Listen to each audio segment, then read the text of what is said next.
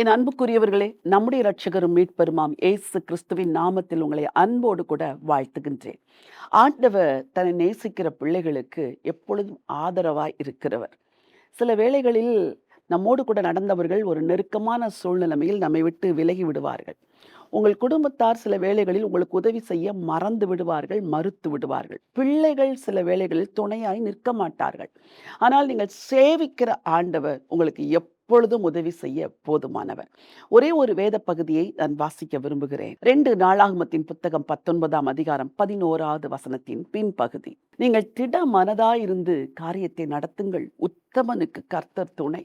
சில காரியங்களை செய்வதற்கு திகைத்து போயிருக்கிறீர்கள். எப்படி செய்ய போகிறேன்? இது நடக்குமா? இது நடக்காதா? இதை எப்படி முடிப்பேன்?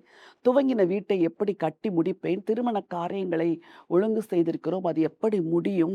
இந்த வேலையில் போய் நான் சேரப்போகிறேன், எனக்கு ஞானம் இல்லை.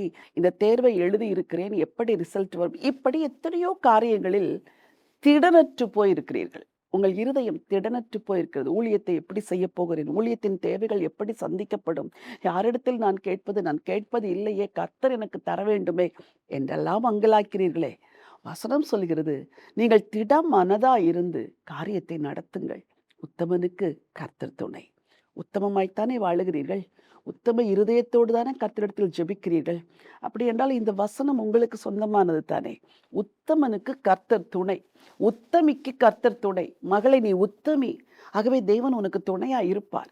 சகோதரனே, நீங்கள் உத்தமனா இருக்கிறதுனால கர்த்தர் உங்களுக்கு கட்டாயம் துணையா இருப்பார். அவரை பார்த்து கூப்பிடுங்கள், என் வாழ்வு குறைவுள்ளது ஐயா, ஆனால் என் இயேசு நிறைவுள்ளவர், அவர் உத்தமர், அந்த இயேசுவின் நிமித்தம் எனக்கு உதவி செய்யும் என்று கேளுங்கள். கட்டாயம் தேவன் உதவி செய்வார். திட மனதாயிருந்து காரியத்தை நடத்துங்கள், உத்தமனுக்கு கர்த்தர் துணை. நல்ல தேவனே, பரலோகத்தின் ஆண்டவரே, நன்றி நிறைந்த உள்ளத்தோடு உம்மை ஸ்தோத்திரிக்கிறப்பா. நீங்கள் திட மனதாயிருந்து காரியத்தை நடத்துங்கள், உத்தமனுக்கு கர்த்தர் துணை என்று வேதம் சொல்லுகிறதே.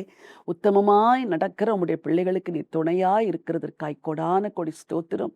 உம்முடைய வலதுகரம் கூட இருக்கட்டும் அப்பா. இவர்களுக்கு நீ பெரிய காரியத்தை செய்யும்படியா ஜெபிக்கிறேன்.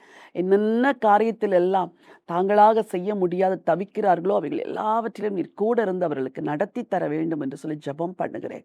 ஆசீர்வதிங்கப்பா. உத்தமனுக்கு கர்த்தர் துணையாய் இருந்து நடத்துங்க, இயேசு ராஜாவின் நாமத்தில் பிதாவே, ஆமென். பிரியமானவர்களே, திடமனதாயிருந்து காரியத்தை நடத்துங்கள், உத்தமனுக்கு கர்த்தர் துணை. கர்த்தர் துணை நிற்கிறபடினால் தைரியம் கொண்டு இந்த நாளை துவங்குங்கள், நடத்துங்கள். ஆண்டவர் கூட இருப்பார். God bless you.